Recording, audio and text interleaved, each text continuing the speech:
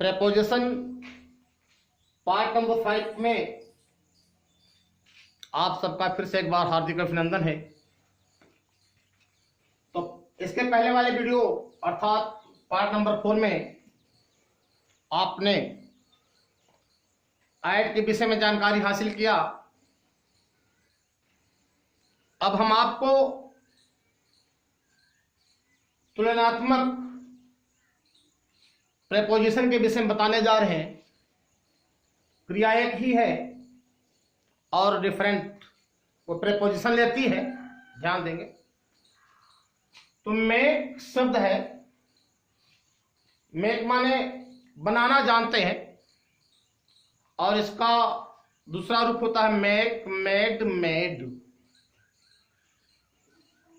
तो make of और make from, मैंने लिखा है make of, make from means make क्रिया प्रेपोजिशन ऑफ भी लेती है और मेक क्रिया प्रेपोजिशन फ्रॉम भी लेती है और इन भी लेती है, भी हम आपसे चर्चा करते हैं। देखें, मेक ऑफ और मेक फ्रॉम दोनों से सामग्री का बोध होता है, दोनों से सामग्री बनाई जाती है। बच्चे ध्यान देंगे, मेक ऑफ और मेक फ्रॉम दोनों से, दोनों प्रेपोजिशन से सामग्री के बनाने का बोध होता है, वस्तु के बनाने का बोध होता है, लेकिन इनके यूज में अंतर है। और कौन सा अंतर है आपको इस चैनल के माध्यम से हम समझाने जा रहे हैं। ध्यान दें, यहां लिखा है मेक ऑफ का प्रयोग तब होता है जब वस्तु या सामग्री की अवस्था में परिवर्तन न हो। यहां मैंने दर्शाया ब्लैक बोर्ड पर कि मेक ऑफ का प्रयोग तब होता है जब वस्तु या सामग्री की अवस्था में कोई परिवर्तन न हो, तब तो वहां हम मेक के साथ ऑफ का प्रयोग करते हैं। जैसे a notebook is made on paper, ये जो नोटबुक है, जो हमारी पुस्तक है, ठीक, इज मेड ऑन पेपर, वो पेपर रहा और पेपर पर नोटबुक बनाया गया, इसलिए हम यहां क्या लिखेंगे, ऑफ लिखेंगे। माई रिंग इज, मेरी अंगूठी बनी हुई है सोना, तो सोना रहा, सामग्री हमारी सोना थी, और जब अंगूठी बनाई गई तो वो सोने की ही अंगूठी तैयार हुई। इसलिए यहां लिखा गया है कि मेक ऑफ का प्रयोग तब होता है जब वस्तु या सामग्री की अवस्था में कोई परिवर्तन न हो। जैसे a notebook is made of paper और my ring is made of gold. आपको समझ में आया कि मेक ऑफ और मेक फ्रॉम दोनों से सामग्री का बोध होता है। मेक ऑफ का प्रयोग तब होता है जब वस्तु या सामग्री की अवस्था में कोई परिवर्तन न हो, और जैसे a notebook is made of paper और my ring is made of gold, तो ये हुआ मेक ऑफ। और हम आपको मेक फ्रॉम बताने जा रहे हैं, ध्यान देंगे।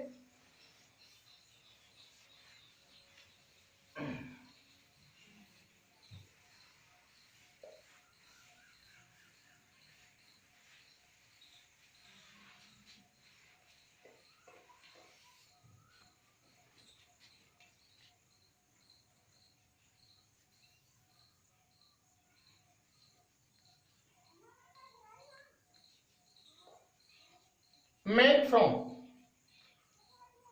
बच्चे ध्यान देंगे, इसका प्रयोग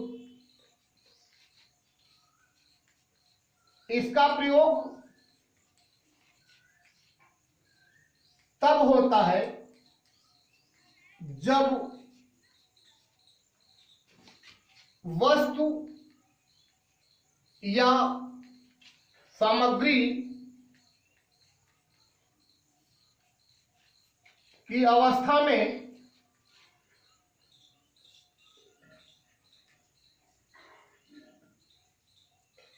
परिवर्तन हो। तो अभी आपने पढ़ा कि मेक का प्रयोग तब होता है जब वस्तु या सामग्री की अवस्था में परिवर्तन न हो, और मेक फ्रॉम का प्रयोग तब होता है जब वस्तु या सामग्री की अवस्था में परिवर्तन हो जाए। जैसे अगर हम ये कहें butter is made Khalistan milk, butter is made Khalistan milk. फिर लिखा मैंने paper is made Khalistan grass. ध्यान देंगे।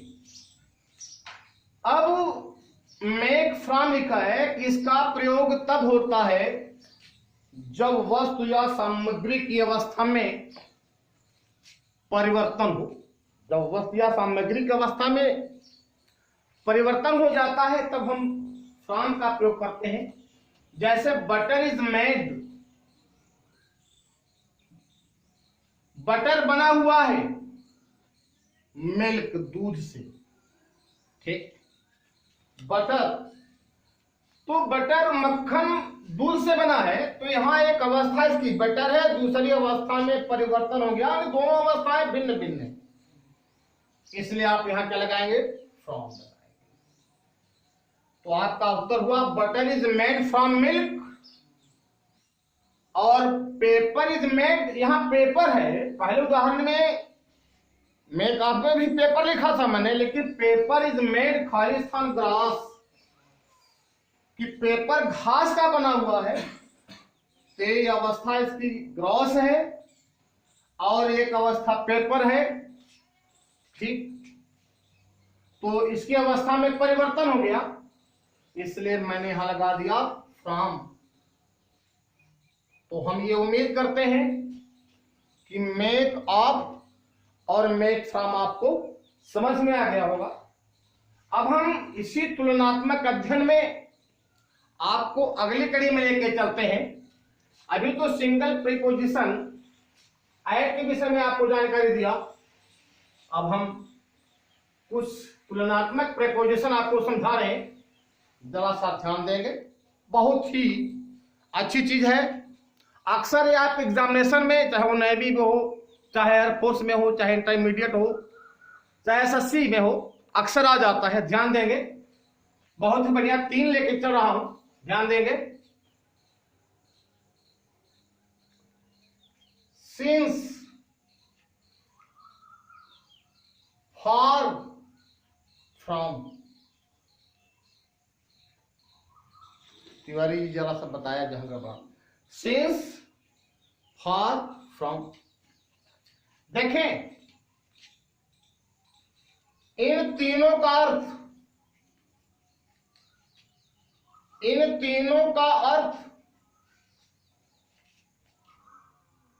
से होता है।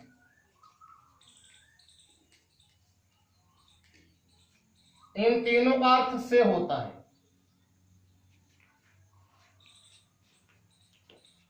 जैसे सिंस, फॉर, फ्रॉम, ये 3 प्रपोजिशन आपके सामने लिखे हैं ब्लैक बोर्ड में, और तीनों का हिंदी अर्थ से होता है। तो बच्चों, आपको हम बताने जाते हैं इन तीनों प्रेपोजिशन में अंतर क्या। देखें, पहले पॉइंट पर हम आपको समझाने जा रहे हैं, ध्यान देंगे कि सिंस और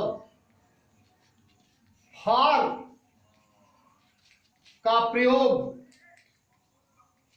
परफेक्ट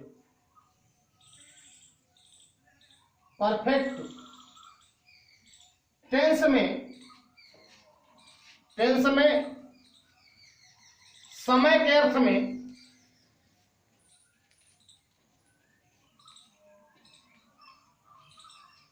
किया जाता है। ध्यान देंगे, बहुत मजेदार चीज है। सिंस और फॉर का प्रयोग परफेक्ट मीन्स प्रेजेंट परफेक्ट में भी लगता है। प्रेजेंट परफेक्ट कंटिन्यूअस या पास्ट परफेक्ट कंटिन्यूअस, परफेक्ट लिखा। हम आपको बता रहे हैं सिंस और फॉर का प्रयोग परफेक्ट टेंस में समय के अर्थ में किया जाता है, लेकिन लगा ध्यान देंगे तो पॉइंट ऑफ टाइम जिसको हम कहते हैं निश्चित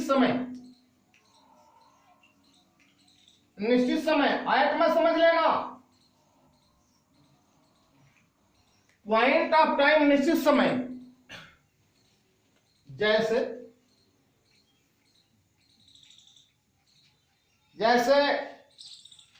अगर कहा जाए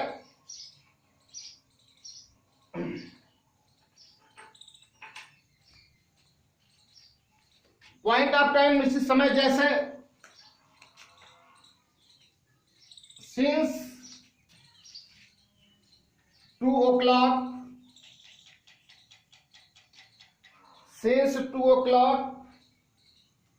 और फिर मैंने कहा सिंस लास्ट नाइट,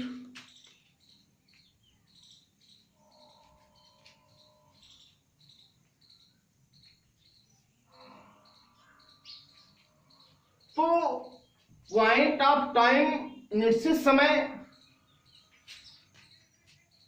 जैसे since 2 o'clock, since last night etc। तो सिंस, फार फ्रॉम, इन तीनों का अर्थ से होता है। सिंस और फार का प्रयोग परफेक्ट टेंस में समय के अर्थ में किया जाता है। अब हम आपको बता रहे हैं पॉइंट ऑफ टाइम निश्चित समय, जैसे since 2 o'clock, since last night etc के अर्थ में सिंस का प्रयोग होता है।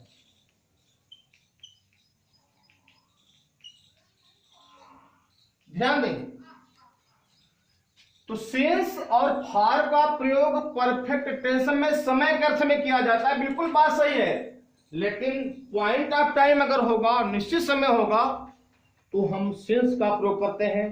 जैसे 2 o'clock हुआ, मॉर्निंग हुआ, इवनिंग हुआ, लास्ट नाइट हुआ, लास्ट संडे हुआ etc, संडे मंडे इत्यादि जो निश्चित समय हो। कहने का मतलब यह हुआ कि निश्चित समय के लिए, पॉइंट ऑफ टाइम के लिए हम सिंस का प्रयोग करते हैं। ठीक, और अगले पॉइंट पर हम आपको बताना चाहते हैं कि फार का प्रयोग देखेंगे। पॉइंट जितना सब समझेंगे, फार का प्रयोग और जगह होता है, फ्रॉम का प्रयोग और जगह होता है, लेकिन हम आपको समझा रहे हैं। ठीक, पीरियड ऑफ टाइम जिसको हम कहते हैं अनिश्चित समय,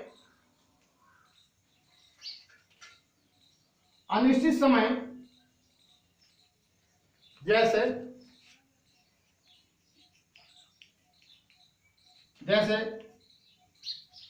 फॉर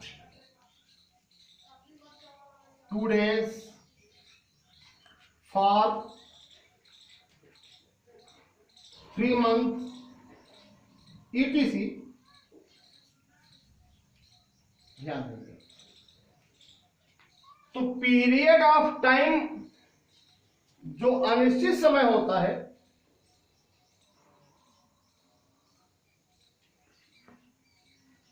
उसके लिए हम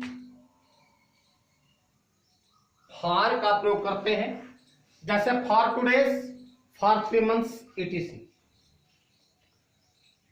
अभी आपको हम फ्रॉम भी बताते हैं, और शायद हम ये उम्मीद करते हैं कि आपको ये चीज समझ में आ गया।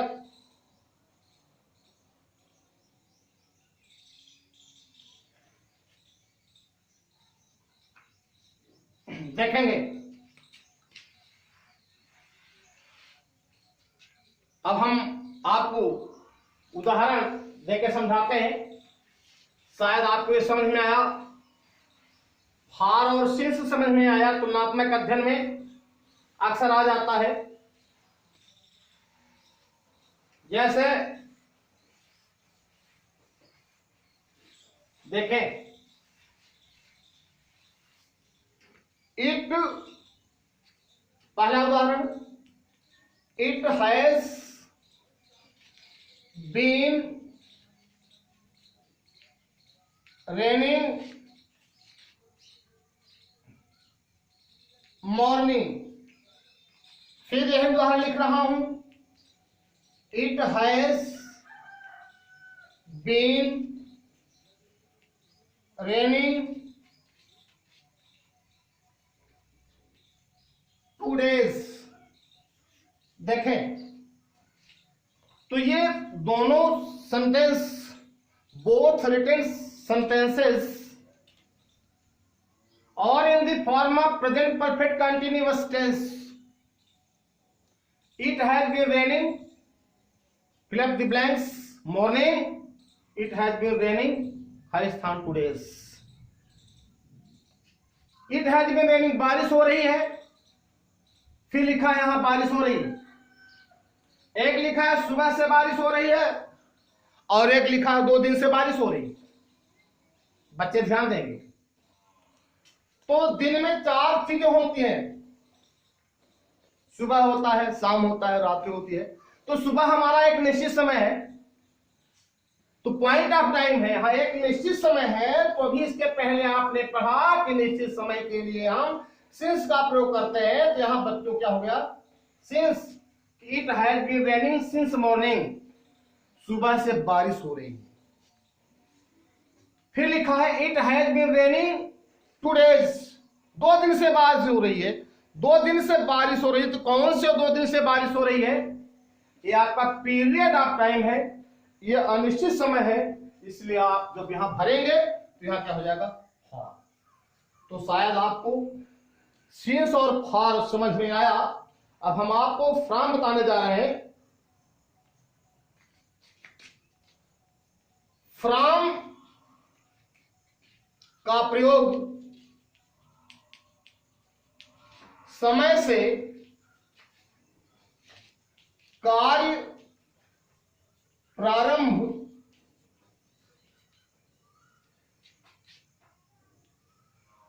फ्रॉम का प्रयोग समय से कार्य प्रारंभ होने के अर्थ में,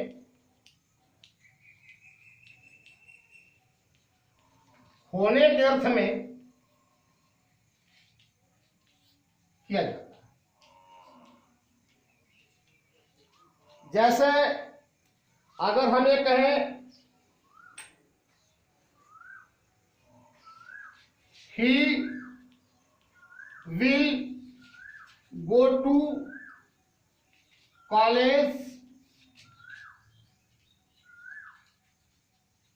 next Monday। बच्चे ध्यान समझाना है, आपको बताना है, आगे लेके चलना है। आप पढ़ेंगे, मेहनत से पढ़ेंगे और ये इंग्लिश देखेंगे तो हम ये बिल्कुल आपसे आश्वस्त हैं कि नेवी और एयरफोर्स में जरूर सिलेक्शन हो जाएगा। बात चल रही है फॉर, सिंस, फॉर और फ्रॉम की बात। हम आपको ये दर्शाना चाहते हैं। तो तीनों समय से रिलेटेड हैं, तीनों प्रेपोजिशन समय से रिलेटेड है बच्चों।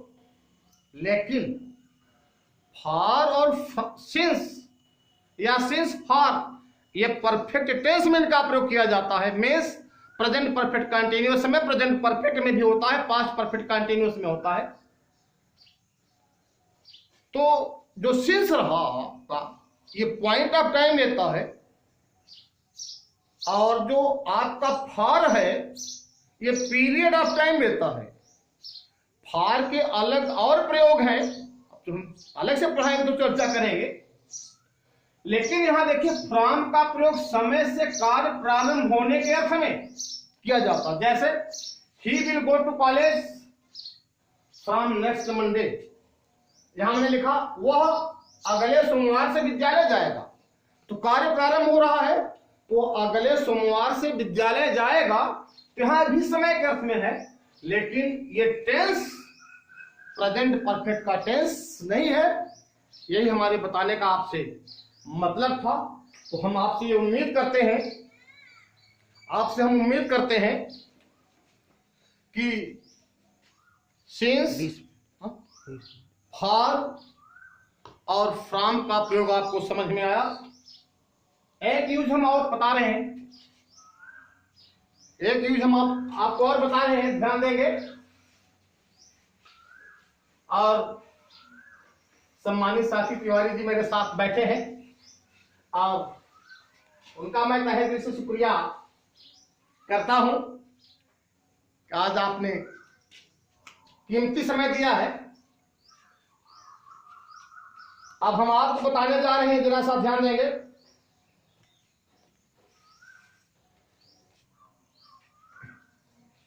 एगो और बिफोर चर्चा करूंगा। बिफोर प्रीपोजिशन भी है, कंजक्शन भी है, लेकिन एगो तो कोई प्रीपोजिशन हमको अभी तक मिला नहीं।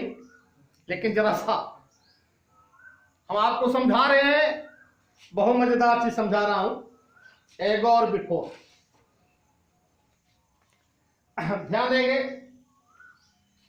ए बाबूजी, पहले दोनों का अर्थ, एगो और बिफोर का दोनों का अर्थ पहले पहले होता।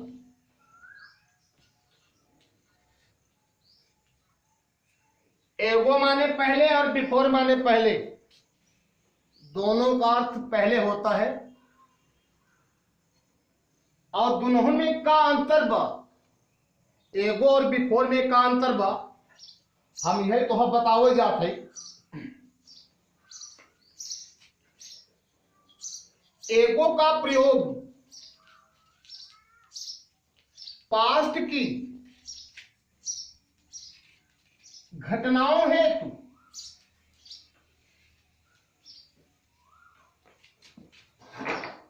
किया जाता है। ध्यान देंगे, एगो का प्रयोग पास्ट की घटनाओं हेतु किया जाता है, जो बीते हुए समय में जो घटना हो गई है उसके लिए किया जाता है। और बिफोर का प्रयोग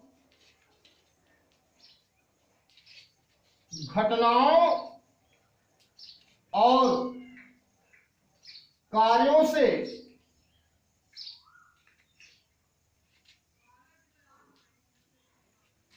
संबंध के अर्थ में किया जाता है।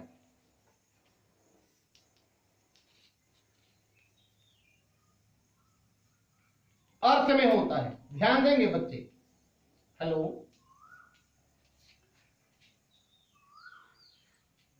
तो आपने पढ़ा